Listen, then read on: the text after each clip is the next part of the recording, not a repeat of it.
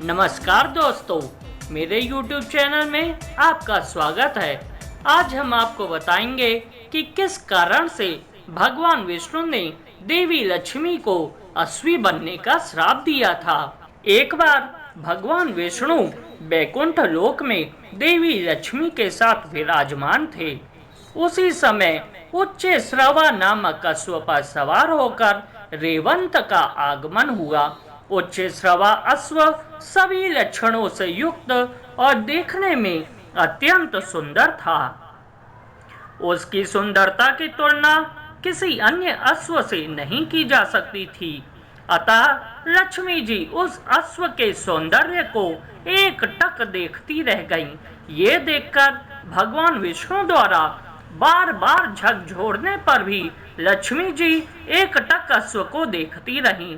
तब इसे अपनी अवहेलना समझकर भगवान विष्णु को क्रोध आ गया और क्रोध में देवी लक्ष्मी को श्राप देते हुए कहा, तुम इस अश्व के सौंदर्य में इतनी खोई हो कि मेरे द्वारा बार बार झकझोरने पर भी तुम्हारा ध्यान इसी में लगा रहा। अतः तुम अश्वी यानी घोड़ी हो जाओ। जब लक्ष्मी जी का ध्यान भंग हुआ और श्राप का पता चला तो क्षमा मांगती हुई समर्पित भाव से भगवान विष्णु की वंदना करने लगी। हे देव, मैं आपके वियोग में एक पल भी जीवित नहीं रह पाऊंगी। अतः आप मुझ पर कृपा करें एवं अपना श्राप वापस ले लें। तब भगवान विष्णु ने अपने श्राप में सुधार करते हुए कहा, श्राप तो पूरी तरह वापस नहीं लिया जा सकता, लेकिन हाँ, तुम्हारे अश्व रूप में पुत्र प्रसव के बाद तुम्हें इस योनि से मुक्ति मिलेगी और तुम पुनः मेरे पास वापस लौटोगी। भगवान विष्णु के श्राप से अश्वी बनी हुई देवी लक्ष्मी यमुना और तमसा नदी के संगम पर भगवान शिव की तपस्या करने लगीं। लक्ष्मी के तप से प्रसन्न होकर शिव पार्वती के साथ आए। उन्होंने लक्ष्मी से तप करने का कारण पूछा।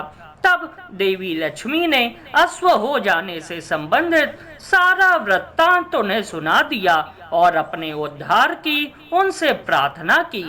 भगवान शिव ने उन्हें धीरज बंधाते हुए मनोकामना पूर्ति का वरदान दिया। इतना कहकर भगवान शिव अंतर ध्यान हो गए। कैलाश पहुंचकर भगवान शिव विचार करने लगे कि भगवान विष्णु को कैसे अश्व बनाकर लक्ष्मी के पास भेजा जाए। अंत में उन्होंने अपने एक गण चित्ररूप को दूत बनाकर विष्णु के पास भेजा।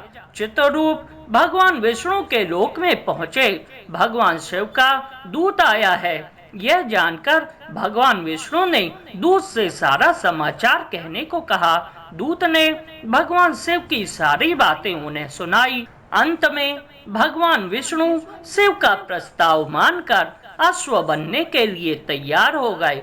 उन्होंने अश्व का रूप धारण किया और पहुंच गए यमुना और तमसा नदी के संगम पर, जहां लक्ष्मी अश्वी का रूप धारण कर तपस्या कर रही थी। भगवान विष्णु को अश्व रूप में आया देखकर लक्ष्मी काफी प्रसन्न हुई।